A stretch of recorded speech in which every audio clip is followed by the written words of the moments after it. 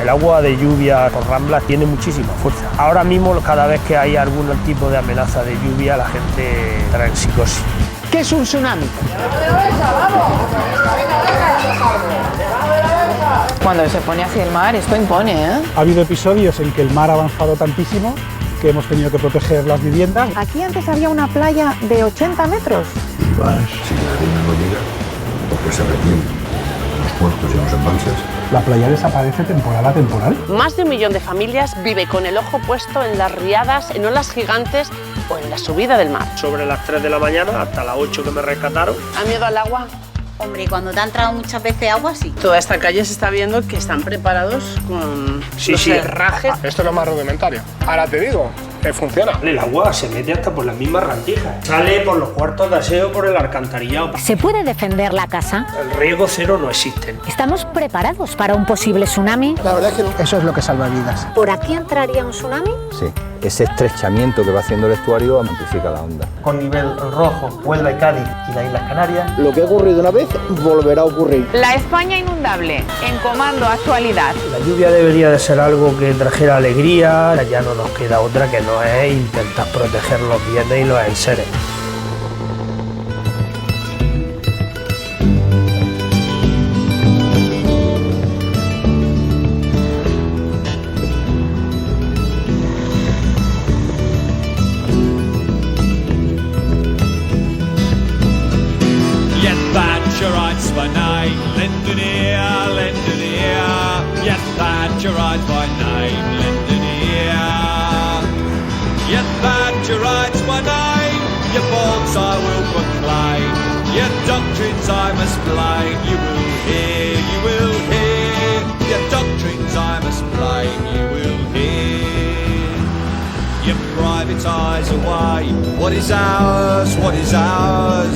A toda la malla de protección civil, aquí al favor, empieza el ejercicio.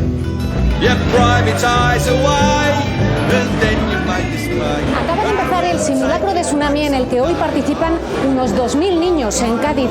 La ciudad es uno de los 22 municipios de la costa andaluza en riesgo de sufrir un maremoto. Y puede pasar, lo dicen la ciencia y la historia. ¿Estamos preparados?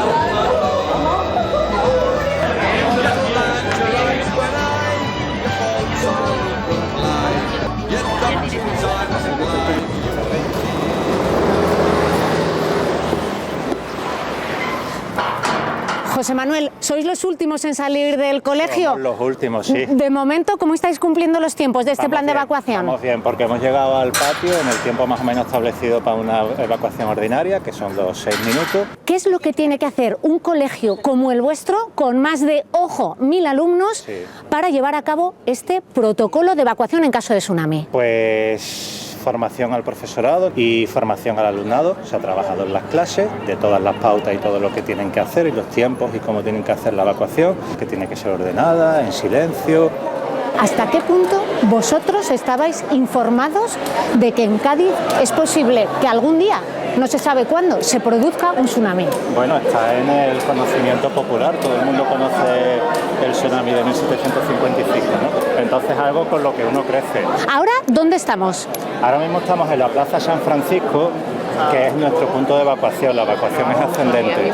Vale. Los físicos dicen que de haber un tsunami habría una ola de unos 10 metros más o menos. Sí. Entonces tenemos que buscar un punto que esté por encima de esa cota y la más cercana al centro es aquí. Aquí podría llegar ya al final de la ola, pero nada, para mojarte los tobillos. José Manuel, ¿cuánto tiempo tendría que tardar la población en llegar desde su centro de trabajo, su casa o su colegio a un punto alto seguro como este en el que estamos? Bueno, pues depende de la orografía del terreno. Evidentemente nosotros estamos en una zona donde tenemos ese privilegio de tener altura. Entonces aquí con llegar en 15-20 minutos es suficiente. ¿Y esa gran ola podría llegar o va a llegar en algún momento? Va a llegar. Lo que ha ocurrido en ciencia natural, lo que ha ocurrido una vez, volverá a ocurrir. Y lo que no ha ocurrido, puede que ocurra. ¿Por qué hasta ahora no se ha hablado del riesgo de tsunami que en general hay en España y más concretamente en la costa andaluza? Bueno, había mucho tabú y ha habido mucho miedo a pensar que esto pudiera espantar a la gente. Y antes, ¿qué era lo que podía más? Que la alarma ahuyentara al turismo y consecuentemente al dinero que genera el turismo, que al final en nuestro país es de lo que seguimos viviendo. Exactamente. Hay que entender que los riesgos existen, que tenemos el maremoto de Sumatra, que tenemos el maremoto de Japón y que lo mejor es venga usted aquí, que podemos tener un maremoto, pero tenemos todas las garantías para que a usted no le pase nada. El volcán de La Palma hizo en cierta manera despertar a autoridades para que fueran conscientes que había que ponerse las pilas. Bastante, tanto que las peticiones de ejercicios que recibimos en la oficina se multiplicaron por 20 o por 30.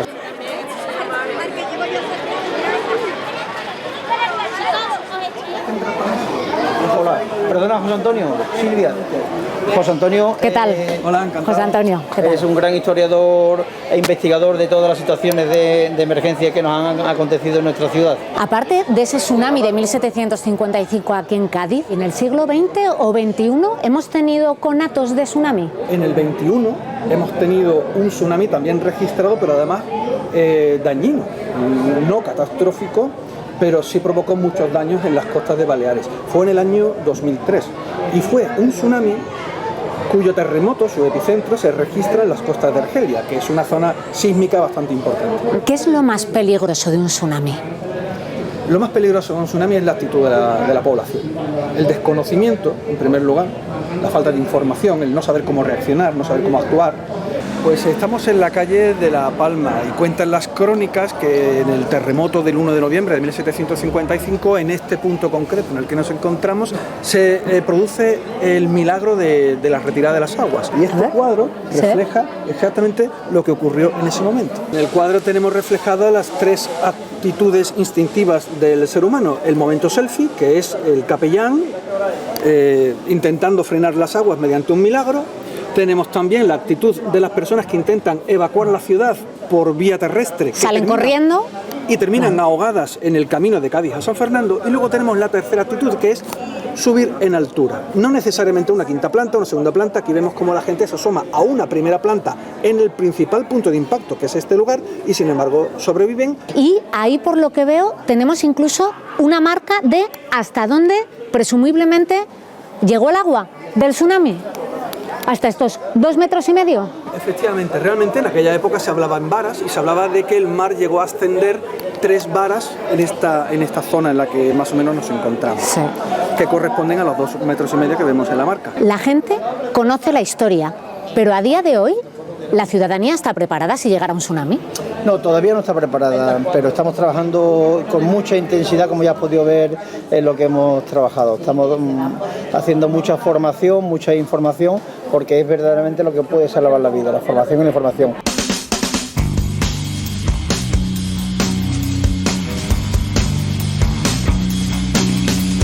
En estas playas de Denia hace años que el mar acecha a las casas que se encuentran más cerca de la orilla. La situación ha llegado a ser tan complicada que Costas ha decidido ampliar la franja pública que linda con el Mediterráneo. 3.500 viviendas pueden verse afectadas y 100 de ellas podrían ser incluso expropiadas.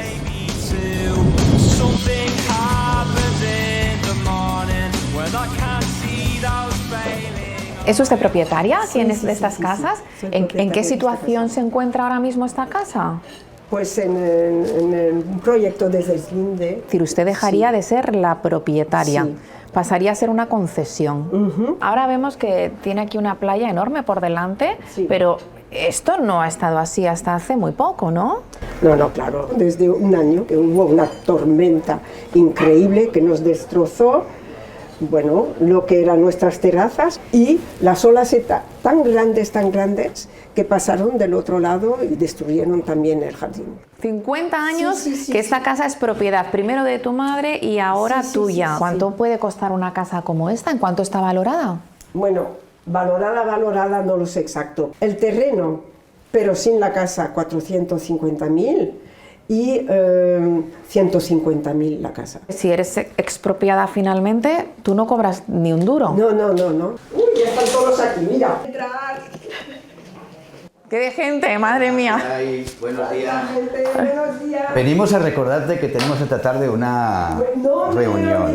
Francisco, ¿cuántas familias se ven ahora mismo afectadas si este deslinde se lleva a cabo? Pues de una forma o de otra, más de 3.600 familias, de las cuales unas 115, 125 pasan directamente a suelo público y no les pagan nada ni tienen derecho a nada.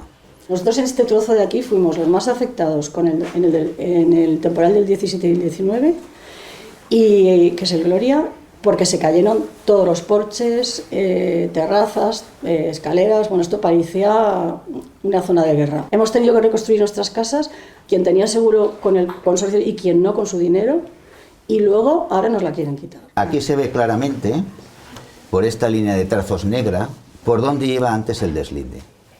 Aquí se ve que no afectaba a ninguna casa antes, ¿no? En 1990 tenía 100 metros de playa. Que el mar poco a poco se ha ido comiendo. Correcto. Después del 17, del temporal del 17 y del Gloria. Hemos estado así desde el 17 aquí. Ahora que nos regeneran y nos hacen una playa bonita, ahora nos deslindan. ¿En qué momento legal os encontráis ahora mismo? Pues hemos alegado, tanto la asociación como todos los vecinos, por las numerosas irregularidades que se han realizado. Hemos visto toda nuestra vida a nuestros padres, porque a mí es de herencia, los ahorros que tenían para la casita. Vamos a arreglar la terraza, vamos a arreglar esto o aquello o lo otro. Ahora mi madre tiene demencia. Mi padre murió, queremos venderla, somos 3 hermanas. La gente normal que viene a verla no se atreven a comprarla. Y la tenemos en venta porque así recogemos dinero para cuidar a mi madre, que es lo que se merece, que el dinero es de ella. Imposible. Bueno, nosotros hemos hablado con Costas y les hemos preguntado por qué se hace este deslinde y por qué se arregla la playa ahora y no se ha hecho previamente, y ellos nos dicen: las obras a realizar por las administraciones públicas para la defensa del litoral requiere del previo deslinde del dominio público conforme a la vigente legislación de costas. Es decir, se necesita hacer primero ese deslinde para luego arreglar la playa. Es que si hay que defender la costa, se defienda la costa.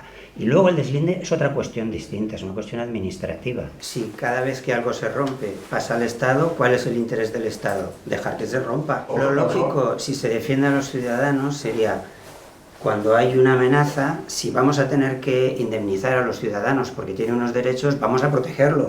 No las derriban, no las van a derribar. Y quieren proteger la costa, van a seguir las casas allí. ¿Qué sacan de ello? Que nos arruinan. La costa es arena y agua, no zona urbana. Hasta hace 2 meses, ¿qué se podía encontrar aquí? Hasta hace 2 meses te podías encontrar el agua. Aquí había un talud de unos 4 o 5 metros tranquilamente. Pero mira dónde llegaba el mar. O sea que vosotros es que os habíais quedado sin playa. Sin playa y casi sin vivienda. El deslinde antiguo aquí, ¿por dónde estaba marcado? Pues empezaba por estas piedras. Ahora que han hecho el deslinde, la línea de deslinde la han trazado en este punto. 20 metros para allá pasa a ser suelo público. ¿Esta propiedad se va a ver afectada? Sí, claro. La terraza. Y esta es la mitad de la casa. ¿Y si le coge la casa por la mitad, qué Toda pasa? la casa pasa al Estado. ¿Cuáles se salvan? Los nuevos se salvan. Los nuevos se salvan. La casita también. Y de repente se mete el deslinde por detrás de este edificio y coge a todos estos que tienen las casas desde los años 60. O sea que esta sería otra de las casas afectadas, Francisco. Correcto. ¿Qué tal, Jorge? ¿Cómo está? ¿Cuántos años tiene usted? Yo ahora cumpliré 92. 92 va a cumplir. ¿Desde cuándo es esta su propiedad? Desde 1940. ¿Pertenecía de siempre a su familia? No, la compró mi abuela. O sea que este muro entonces lo han tenido que rehacer ustedes. Bueno, es que veo que aquí prácticamente no tienen ustedes playa. Pero Aquí me está diciendo que aquí antes había una playa de 80 metros. Y más.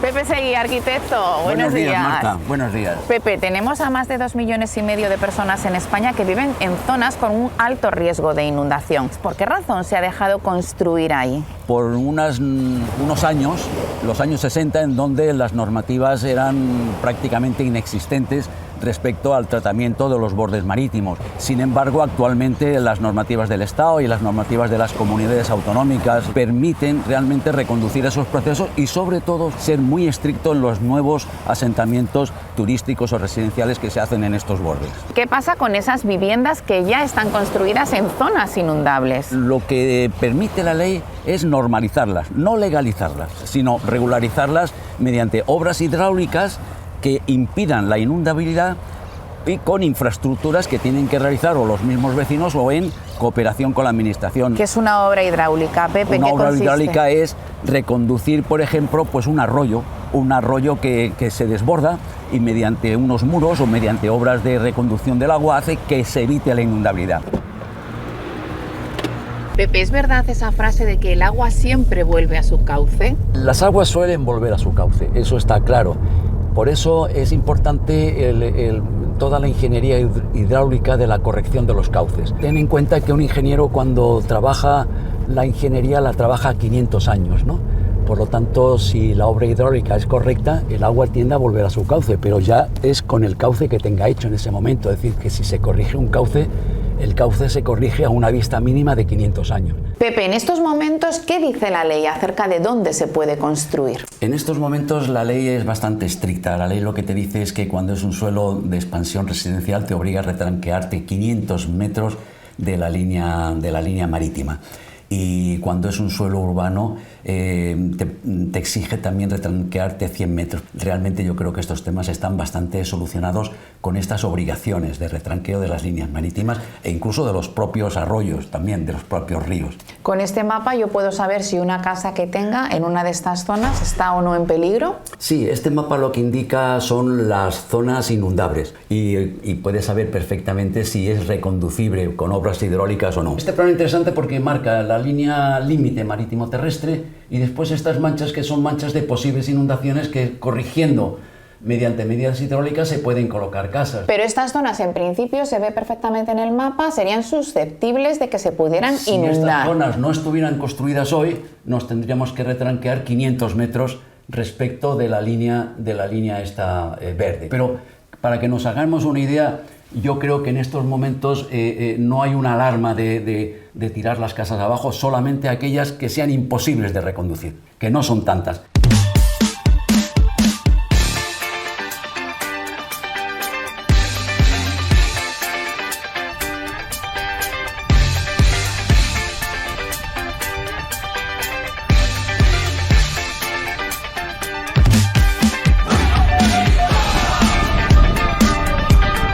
La gota fría amenaza cada año a esta localidad. Aquí cayeron 150 litros por metro cuadrado en la última dana del 2019. Pero ¿qué ocurre en este pueblo de los Alcázares? ¿Qué ocurre que cada vez que llueve se inunda?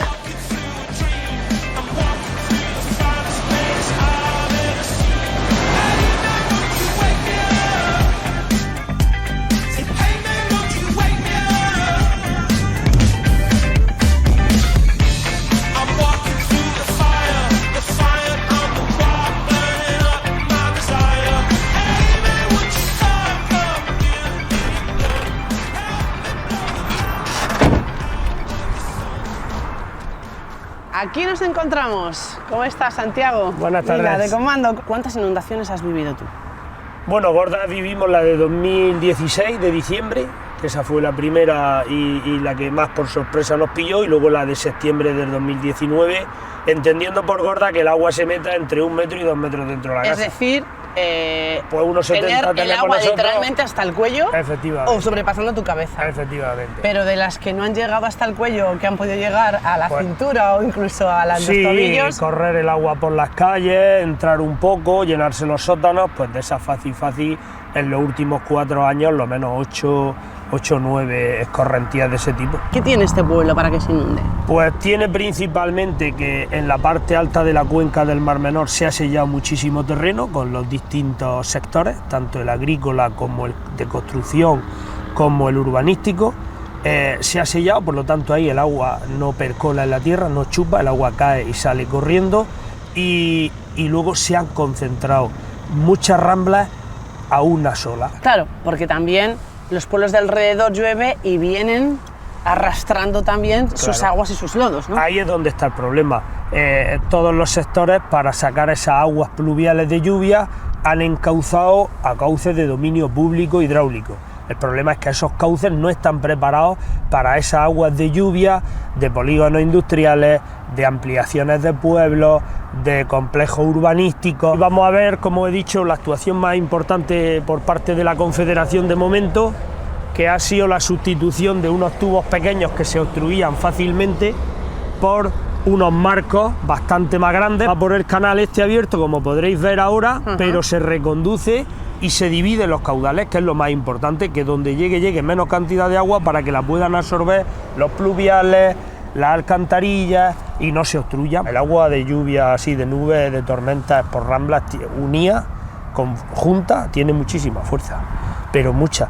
Y el agua del acuífero también es capaz de tirar viviendas, de tirarlo, porque humedece, blandea los cimientos y a continuación se cae. ¿Qué es lo que más se teme? Hombre, ahora mismo cada vez que hay algún tipo de amenaza de lluvia, la gente entra en psicosis.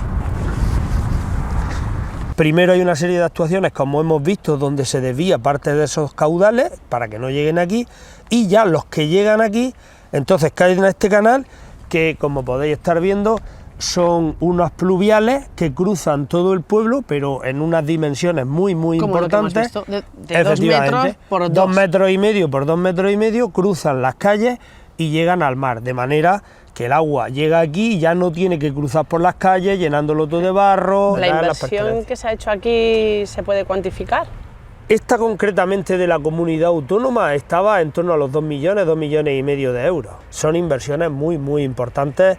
Es verdad que tienen que estar dentro de un conjunto de actuaciones, porque de nada vale que nosotros aquí dividamos el caudal si no se retiene arriba. Pero todo esto es el polideportivo, como tú bien has llamado, y esto se ha inundado siempre que llueve. Estamos en la zona cero de los Alcáceres. De diciembre del 2016, que tenemos la primera y se inunda, se reconstruye y en septiembre del 2019 se vuelve a perder todo. Los consorcios ya son los que no quieren asegurar en zonas inundables y de hecho cuando se compran o venden vivienda ahora aquí, ya están queriendo poner la cláusula de que la persona compra en una zona inundable para, si se le inunda, no indemnizarles, porque se ha construido donde no había que construir, en la desembocadura de las ramblas, se han hecho infraestructuras que ahora pues condicionan el poder recuperar esos cauces, puesto que no se pueden tirar las viviendas a mansalva. ¿Quién da permiso para construir en una zona? Bueno, que es ahí es la desembocadura de la rambla de la Maraña. ¿Por qué se construye? Pues porque cuando el terreno se urbaniza por parte del ayuntamiento,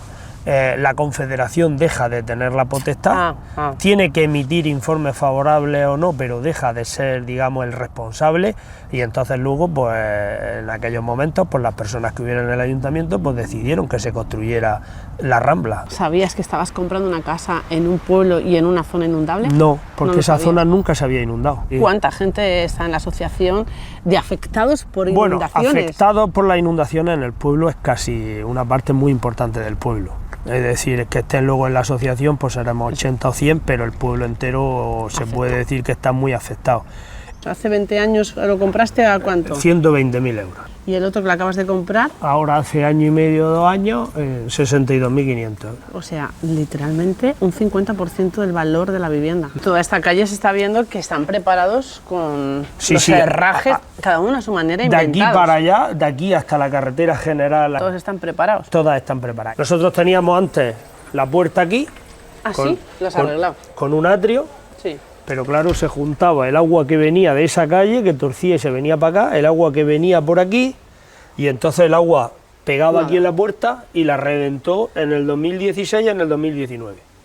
Y entonces ya decidimos tabicar, quitarla y traérnosla aquí, para evitar por lo menos el primer golpe del agua, y luego cuando los coches pasan hacen olas, y esas olas con barro también se mete el agua dentro de las casas, entonces ponen las placas y de esa manera aguanta también que te se meta. Una placa que llega de alto hasta aquí. Claro, la última vez el agua entró unos 70 dentro de la vivienda. ¿Y tú cuando has vivido las inundaciones las has vivido dentro de casa? Sí. ¿Subido en una mesa o en una silla? O subido a la ventana, sobre las 3 de la mañana hasta las 8 que me rescataron, las 7 y media a las 8 que pude salir, pues todas esas horas encima de lo que pillaba. ¿Te indemnizaron? Bueno, sí, el consorcio da una parte que, bueno, no llega a ser el 100%, pero puede ser en torno al 80%. Como encima veníamos del 2016, que se había perdido, pues estaban las facturas, porque todo eso es otra cosa que uno tiene que tener bien guardado y que no te se mojen cuando se inunde, porque si se mojan... En diciembre entró en torno a 75-80 centímetros y se quedó por aquí. En septiembre del 2019 entró a esta altura. O sea, ¿eso es el panel? Este es el panel. ¿De la puerta de entrada? Efectivamente, con eso para que ajuste. Ahí coincide. Claro, si no lo coges con tornillos, la fuerza del agua lo levanta. Y es un poco una medida de seguridad. Pero al final el agua se mete hasta por las mismas rendijas. De aquí, de la losa. Es decir, sale por los cuartos de aseo, por el alcantarillado. Para eso le hemos puesto válvulas de retención, para que el agua de los alcantarillados cerremos y no pueda entrar hacia la casa. La lluvia debería de ser algo que trajera alegría, limpieza de la atmósfera, algo que en definitiva siempre se ha relacionado en estas zonas con algo bueno, y últimamente pues se relaciona con una desgracia. ¿Hay una solución para que no haya inundaciones en zonas inundables? Vamos a ver, el riesgo cero no existe nada, pero lo que está claro es que las administraciones tienen que trabajar todas juntas. En las zonas altas de la cuenca hay que intentar retener esa agua y reforestar para que se retengan esas aguas que ahora mismo salen escopeteadas hacia las partes bajas. En las zonas intermedias pues hay que intentar almacenar parte de ese agua, porque va a hacer falta, porque el agua dulce va a ser el gran tesoro de los años venideros. Y en las zonas estas ya no nos queda otra que no es intentar proteger los bienes y los enseres y cumplir las leyes dentro de respetar los cauces de dominio público y todo eso.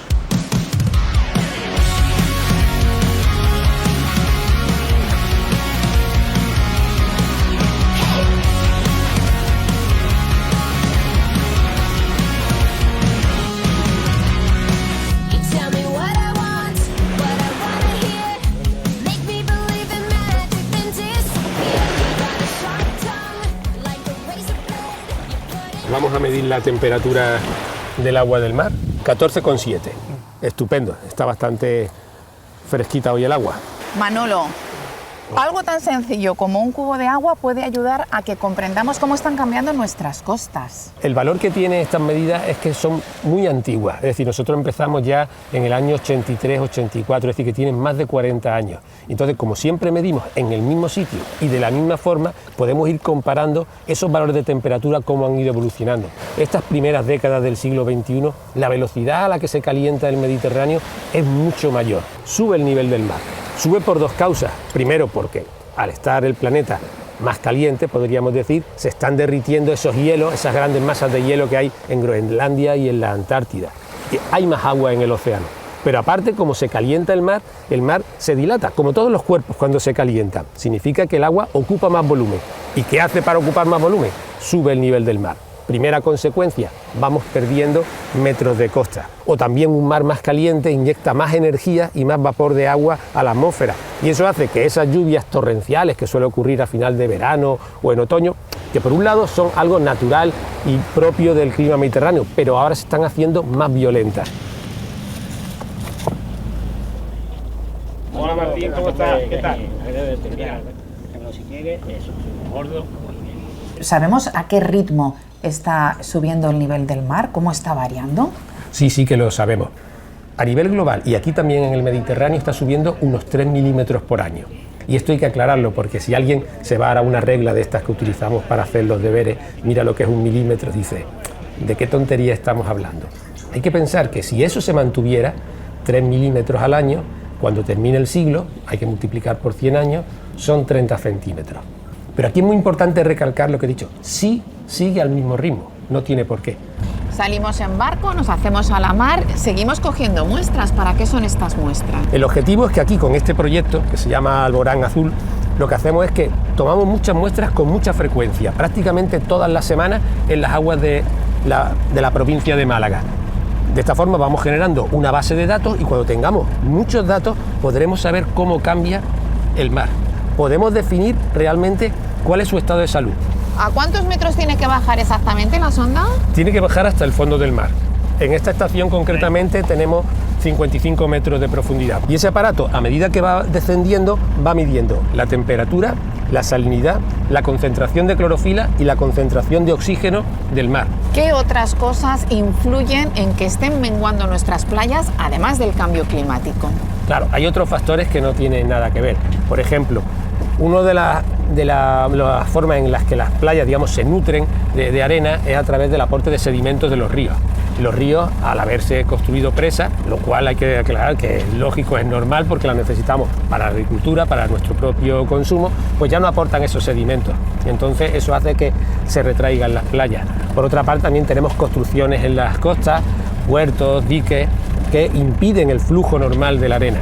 Manolo, ¿hay algunas zonas de la costa de España que peligran más que otras? Todas aquellas zonas donde la pendiente del terreno sea más suave. Yo te hablaba de una subida del mar en la vertical. Entonces, si sube 80 centímetros, va a adentrarse el mar hacia el interior hasta que alcance esa cota. Entonces, por ejemplo, no tenemos playas muy suaves, las playas de Huelva, las zonas de Marismas, Doñana, las playas de Cádiz, por la parte del delta del Ebro. Todas esas zonas, al tener la playa un perfil más suave, pues lógicamente el mar va a adentrarse mucho más hacia el interior de la costa.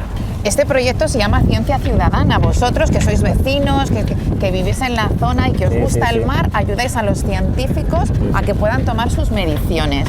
¿Cómo notáis vosotros que está cambiando el mar y qué os preocupa? Estamos viendo constantemente unos cambios de temperatura y unos cambios que no son normales, ¿no? Ayer en Málaga había gente bañándose en las playas y hacía 28-29 grados de temperatura. Sobre todo nos preocupa nuestros hijos, ¿no? ¿Qué legado les dejamos, ¿no? A la gente joven, ¿no?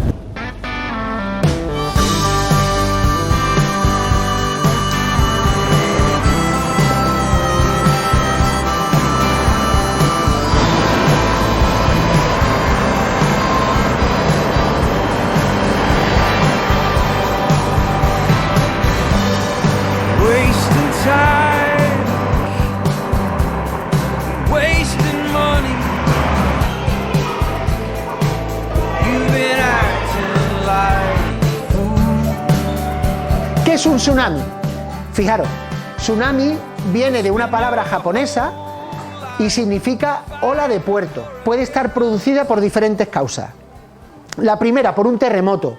También lo puede producir una erupción volcánica, pero en Huelva no hay volcanes. ¿Y por qué hablamos de tsunami en Huelva? Porque los geólogos, que son los investigadores de la universidad que estudian la Tierra, ellos dicen una cosa muy importante. Dicen que donde hubo un terremoto hace mucho tiempo, casi seguro que vuelva a producirse. En Huelva hablamos de tsunami porque es posible que se produzca. Tampoco es seguro.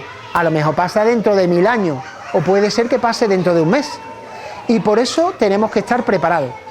Antonio, buenos días. Todos estos niños que están aquí, ¿qué es lo que tendrían que hacer en el caso de que les informen, sepan, sientan que puede llegar un terremoto y el consecuente tsunami? Lo primero, lo habéis visto ahí, es autoprotegernos, ponernos a salvo nosotros, alejándonos de las ventanas porque nos pueden golpear cristales si se han roto, poniéndonos debajo de una mesa por si algo se cae y hacerle caso a los profesores y a las profesoras que nos dirán a dónde tenemos que dirigirnos, que será un punto de encuentro seguro, y permanecer allí hasta que nos digan que ya nos podemos mover.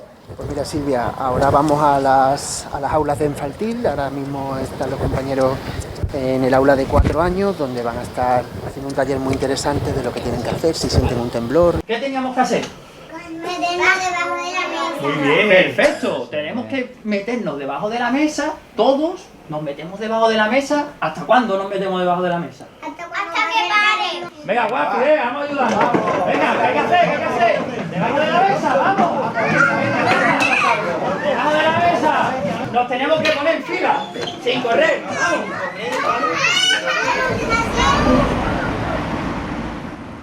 Estas son las señales que se colocaron que indican la dirección donde tiene que ir la gente en el caso de tsunami. Lo que marcamos era zonas a las que dirigirse. El terremoto de Japón de 2011 fue más fuerte que el de Indonesia de 2004, sin embargo murieron menos personas.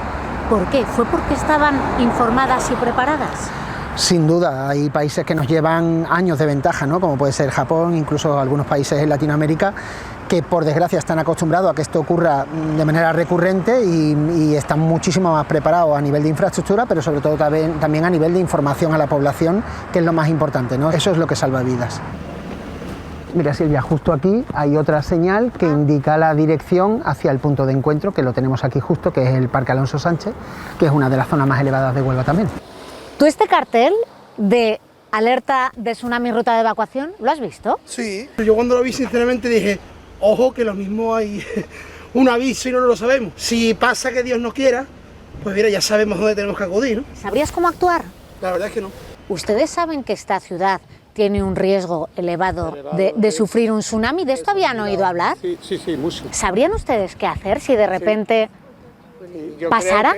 Yo creo que lo que se escucha decir es coger el coche y salir para la sierra, a una altura, a la altura. Antonio es bombero aquí en Huelva. Antonio, lo que ha dicho el caballero es lo que habría que hacer, coger el coche e irse a la sierra, que él sabe mucho de esto. Siento decirle que no, sería un error coger el coche porque se podría haber atrapado por la ola. Tendríamos que buscar una evacuación vertical en la zona, en la zona donde nos encontremos o acudir a uno de los puntos de encuentro. Antonio, me hablabas antes en el colegio de las catástrofes en las que has intervenido como bombero, como voluntario. Cuéntanos exactamente dónde has estado y cómo recuerdas esas experiencias. Desde Argelia, Taiwán en el año 99, Marruecos, Turquía, Indonesia, Taiwán, Filipinas, Haití, el último de Marruecos, en Ecuador, en muchísimas partes, ¿no? ¿Cómo es un lugar después de que se produzca un tsunami? Lo que ves son zonas completamente devastadas, muchísimo silencio, muchísima gente deambulando, buscando cosas en donde supuestamente estaba su casa antes de que llegase el tsunami y un nivel de destrucción que es difícil de explicar muchas veces, ¿no?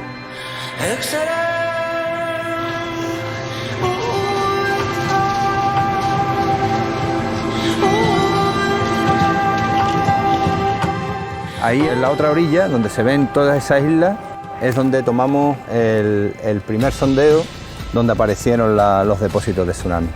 ¿Esta zona es importante porque por aquí entraría un tsunami? Sí, por los canales. Ese estrechamiento que va haciendo el estuario amplifica la onda. Pero hay que tener en cuenta una cosa. Aquí la ola no llega como uno se imagina, una gran ola que rompe y se va. Aquí la ola llega como la marea. Es decir, empezaría a entrar agua con una corriente unidireccional que empezaría ese agua a inundar todo lo que vemos aquí de marisma, luego llegaría a las primeras casas y empezaría el agua a circular por las calles, utilizando las calles como si fueran canales. Entonces se produciría más como una inundación mareal en este caso, que como una ola que llega, rompe y se va.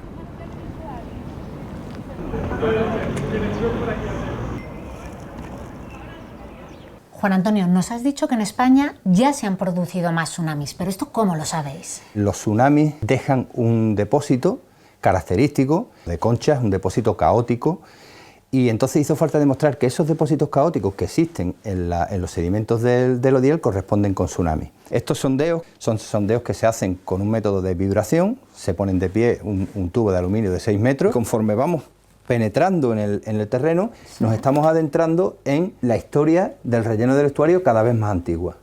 Lo que nos encontramos aquí arriba está más cerca de la actualidad, lo que nos encontramos allí pues ocurrió hace siglos. Y son sedimentos arcillosos, reflejan la tranquilidad del medio. Y de pronto aparecen estas capas, donde son capas de conchas, de organismos muy diferentes, y está todo mezclado, es un depósito caótico. Pasó algo que trajo corrientes mucho mayores. ¿Quieres decir que aquí hay un tsunami datado? Eso es que esto ocurrió durante un tsunami. En este caso, agarramos las conchas, las datamos con carbono 14 y resultan ser del siglo XVIII. Entonces esto corresponde al tsunami de 1755. Seguimos viajando hacia el pasado. ¿Y todo aquí, normal?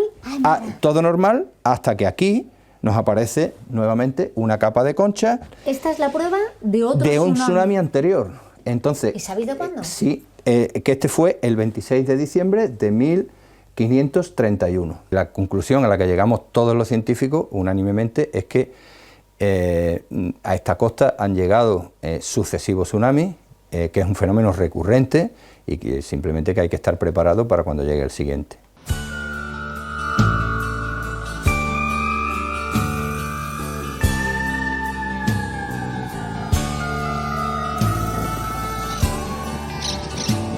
just a rodeo drifter. He comes and he goes like a wild wind that blows in the night. The highways and back roads are all that he knows. He'll be gone with the morning's gray light. Like a blue norther howling, like the tumbleweeds blow. Hola Jorge. Habéis conseguido calcular el tamaño de una ola gigante y por lo tanto saber sus efectos. ¿Cómo lo habéis hecho? Bueno, pues eso se hace con una herramienta matemática que son los modelos, modelos matemáticos que permiten recrear lo que ocurre en la naturaleza, en este caso el tsunami, la altura de la ola, la velocidad a la que se acerca a la costa, mediante ecuaciones matemáticas que resolvemos en ordenadores. Por ejemplo, lo que podemos ver aquí es la recreación de ese tsunami tan famoso de 1755. Este es el epicentro, por lo tanto, del tsunami. Efectivamente. Y estas son las olas que están yendo. Llegan e impactan en Portugal, en el Algarve, sí, donde llega antes, vemos que desde los 10 minutos, 20, sí, está llegando al Algarve, y ahora justo aquí vemos que a la zona desde de Huelva y Cádiz, pues aproximadamente a los 70 minutos, que es lo que nos dice un poco los registros históricos, que es cuando se produjo ese impacto. ¿Qué daños produjo a toda esta línea de costa ese tsunami de 1755? Hay que tener en cuenta que esto es mediados del siglo XVIII y que muy poca gente vivía en esa zona de la costa, algo muy distinto de lo que ocurre en la actualidad. Claro.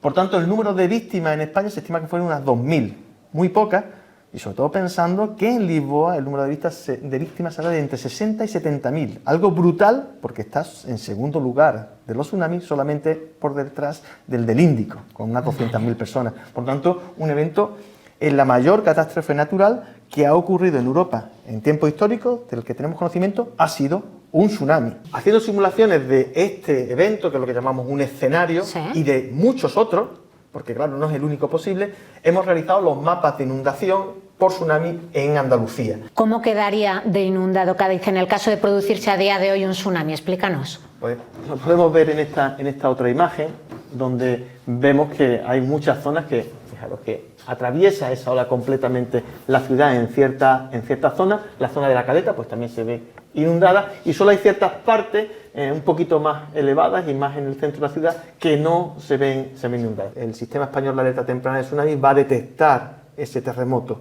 con su magnitud. En 4 o 5 minutos va a tener una estimación de esas variables que las necesitamos para hacer la recreación, para hacer la simulación numérica. Esa simulación ahora se hace en muy pocos minutos, en un par de minutos está hecha. Con lo cual, en menos de 10 minutos tenemos una estimación de cuál va a ser el impacto en cada segmento de la costa de Huelva y de Cádiz. Por tanto, nos quedan 60 minutos para poder actuar, para poder transmitir esa información a la población y que evacúe en el caso de que fuera necesario. Jorge, explícanos qué nivel de riesgo tenemos en España a día de hoy de que se produzca un tsunami en alguna de nuestras costas. Podríamos distinguir 3 zonas de peligrosidad en las costas españolas. Una con nivel rojo, que sería Huelva y Cádiz y las Islas Canarias. Pues teníamos en color ahora naranja pues toda la costa mediterránea española, las Baleares y Galicia. Y por último, pues ¿qué nos queda? Pues toda la cornisa cantábrica en color verde, indicando pues que no hay necesidad de hacer estos planes de actuación, porque todos los eventos que pueden afectar a España pues no parece que puedan afectar a esa zona de la costa.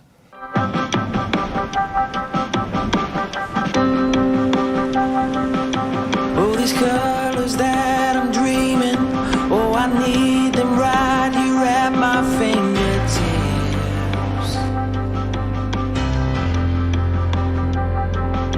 'Cause I know that there's a meaning, oh, I know that there's a reason for Estas casitas de la playa de Babilonia, en Guardamar, Alicante, se han convertido en el símbolo de la población desde que se construyeron hace más de 100 años. Si no se hace nada, el mar se las tragará.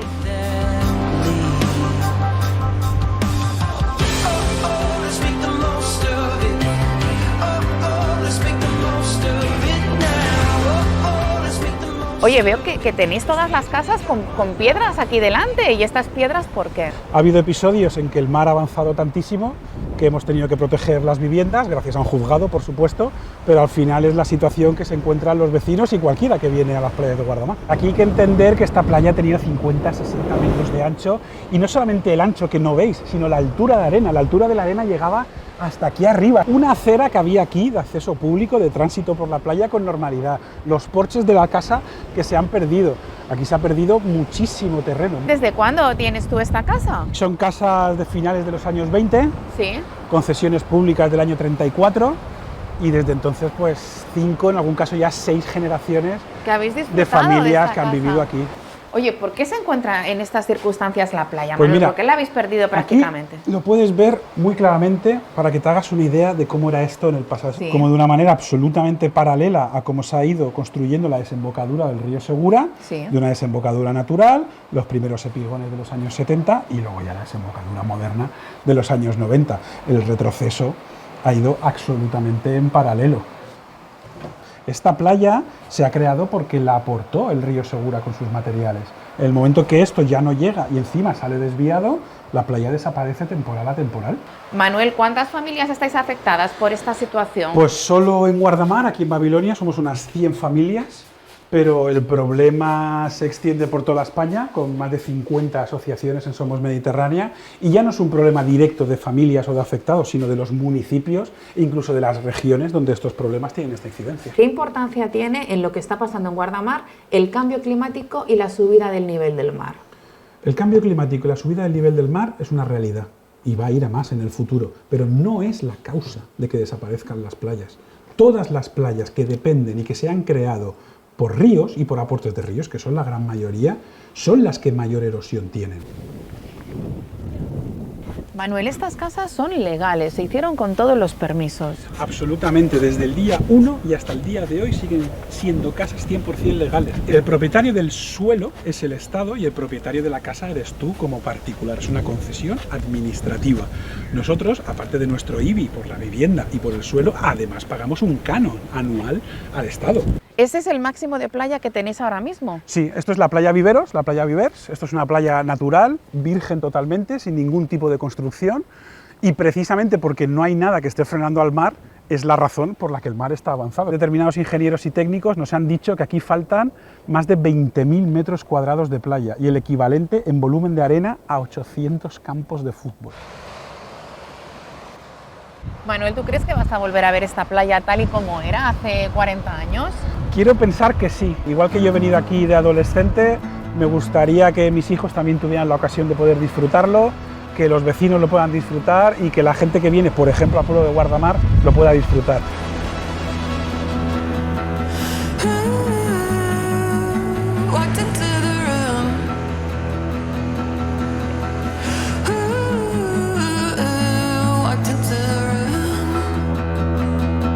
El 75% de las playas de la Comunidad Valenciana están en recesión. El mar avanza y la playa desaparece. La situación también es común a las playas del Cantábrico, de Andalucía o de Cataluña. Además del cambio climático y de la subida del nivel del mar, influyen otros factores como la falta de sedimentos de los ríos y la construcción excesiva. Bueno, Vicente, a ver si te acuerdas del poblado este. El primer chalet que había era el de Pascual Moral, de continuación que había en primera línea era el de mi abuelo, a continuación el del abuelo de Javier. El de mi abuelo. Y las casas, mira, ¿ves?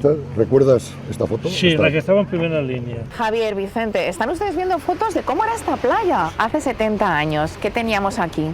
El mar estaba como 100 metros más hacia adentro. Lo que era primera línea de playa, pues quedó sumergido bajo el agua, y lo que era la segunda línea ahora se ha quedado en la primera, ¿no? Que es lo que está lo aquí que en era el la paseo. tercera línea. Ahora estamos con un mar muy calmado, llevamos 3 meses de poniente y bueno, hemos tenido la suerte de que el mar va retrocediendo, ¿no? Pero cuando llega un temporal de levante, esto es absolutamente vulnerable, porque no tenemos la arena que teníamos. En esta playa de Belreguard tenéis proyectado ahora mismo un deslinde que va a hacer costas. ¿En qué consiste un deslinde? ¿Qué es eso? Un deslinde es avanzar el dominio público marítimo terrestre. ¿Ves esta papelera de aquí?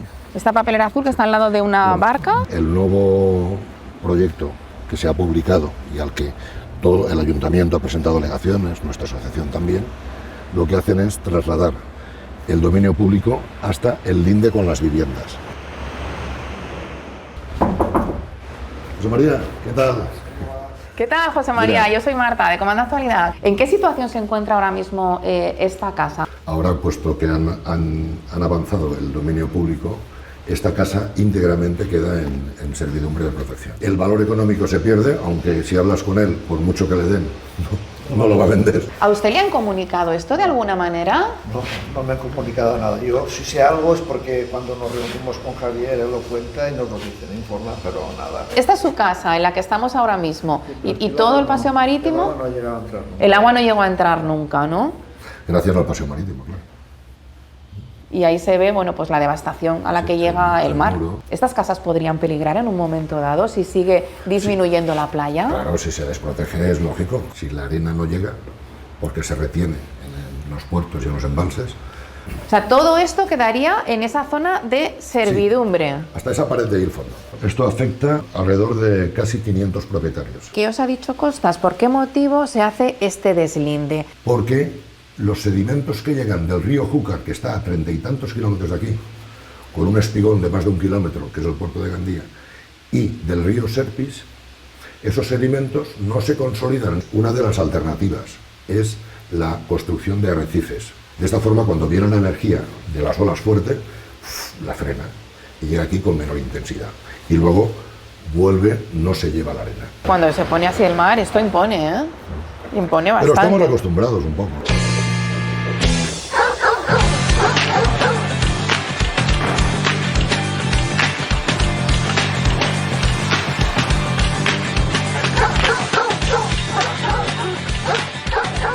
Sois los encargados de poner las primeras soluciones o los sistemas de prevención, ¿no? de prevención anti-inundación en este pueblo. Barreras como la que estamos viendo, que esa sería una barrera de hogar. Y lo podemos poner también industrial en este caso, y estás hablando que son 2,4 metros. Fíjate, para yo llegar. Bueno, aquí está Chano. Hola, ¿qué tal? Muy buena. ¿Qué tal? ¿Cómo lo llevas? ¿Qué tal? ¿Cuántas inundaciones habéis vivido? En 2019 sufrimos una inundación importante. Se nos metió 1,35 m de agua aquí dentro de la nave. En zona de oficinas casi 2 metros de agua. Y tuvimos la producción parada, pues, no sé, aproximadamente 3-4 meses. Muchísimo, ¿no? Sí, eso fue casi una ruina. Al final lo que es materia se soluciona, pero el nivel personal, a raíz de ahí tomamos la decisión de poner las compuertas. Estas compuertas han sido una fuerte inversión. Sí. Sí, no, me habla de 50.000 euros. En la época que lo hicimos 50.000, pero ahora mismo estás hablando de una inversión a lo mejor de 100.000 con toda la subida material, o sea, no hay precio. No hay precio. Después, este año pasado tuvimos también otra inundación más pequeña. Tuvimos casi medio metro de agua en la zona de fuera, dentro de las instalaciones, nada. Estar siempre preparado por si se sufre una inundación es importante. Estamos muy alerta a los avisos. Cuando ya hay aviso amarillo, entonces cuando decidimos de poner la compuerta. ¿Se hicieron cálculos de cuánto dinero se perdió? Se estimaron que fueron alrededor de unos 3 millones de euros. ¡Wow! De pérdida. Luego, bueno, el seguro cubrió parte, pero... Es lo que te iba a decir, los seguros... Todavía seguimos reparando máquinas que sufren de las inundaciones de 2019. Como tenemos varias compuertas, cada trabajador de su zona sabe en su compuerta cuándo tiene que montarla y cómo tiene que hacerlo. Pues teníamos el sistema Honeycomb, ¿vale? Que es el sistema de panel de abejas, por así llamar entre nosotros. Y entonces esto, aunque parece que está hueco, no está hueco, está reforzado en el medio, ¿vale? Entonces tú ahora mismo estás diciendo, hombre, si te viene una inundación, te viene con sólidos, te viene con carga, con oleaje, eso te aguanta. Tiene unas gomas, ¿vale? Mira, que eso hace la estanquidad. Esto se llamaría el contrafuerte, ¿no? O lo que es el poste intermedio, ¿vale? Esto lo que te hace que el sistema sea sólido. Si os fijáis, bueno, lo que te he comentado antes, tiene 6 módulos, ¿vale? Está poniendo el sexto, 6 módulos, 6 por 3, 18. 4, 5, un 800. ¿El agua llegó hasta aquí? Sí.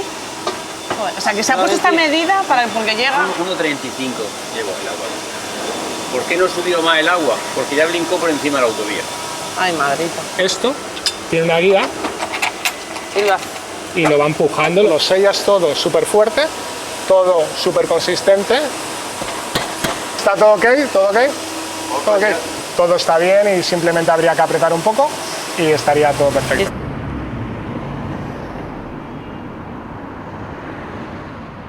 Ya en los alcázares, vosotros como instaladores vais viendo que por todos los espacios hay como esos raíles, nada tiene que ver a lo que vosotros instaláis. Son otras calidades, es decir, ellos con eso algo van a prevenir, pero no van a garantizar al 100% estanquidad del sistema.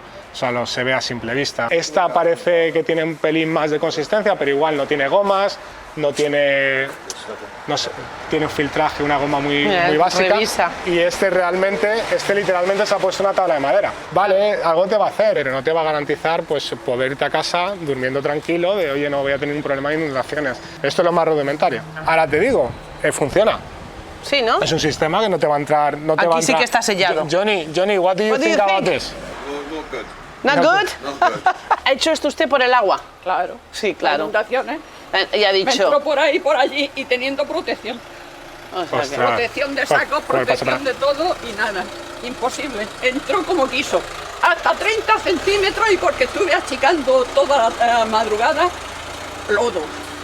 Ya. 70 cubos de lodo que saqué. Esto ahora mismo no te entra agua cuando llueve porque está tapiado, ¿verdad? Si no entra por arriba de eso. O sea, sí, si salta. Si salta por encima de esto, sí. Y para esto no hay ayuda. Para las cocheras no hay ayuda. Para la casa sí. Para la casa. Bueno, ayuda. Los coches. Un poco de ayuda. Te pagan un porcentaje. Un porcentaje de las pérdidas del seguro. No he podido picar las paredes ni enlucirlas otra vez. No he podido hacer muchas cosas. Hace falta el agua. Sí, claro. Lo sabemos. Pero agua que sea un agua que se quede. No que una rambla que arrastre de todo. Que llueva, pero que llueva bien. Tira. Voy sacando si quieres. Vamos a instalar un poco la barrera a ver si todo funciona bien. Vale, no has tenido ningún problema, todo funciona bien. Si lloviera, ¿sabrías ponerlo? Hombre, claro. ¿Ha miedo al agua? Hombre, cuando te ha entrado muchas veces agua, sí. ¿Cuántas inundaciones has Pues vivido? yo creo que unas 5... Pero el agua se ha llegado hasta aquí. Todo lo que está a esta altura, Dios. Tienen su carrito preparado para las inundaciones. Claro, ¿Cuánto se tarda en fabricar esto? Depende de la altura, ¿vale? A esta altura tenemos en stock postes intermedios y postes laterales, con lo cual en 4 semanitas las tenemos listo para envía. En las grandes que hemos visto antes, en los alcázares, ahí te estás hablando, te metes en 3 meses, casi 3 meses y medio.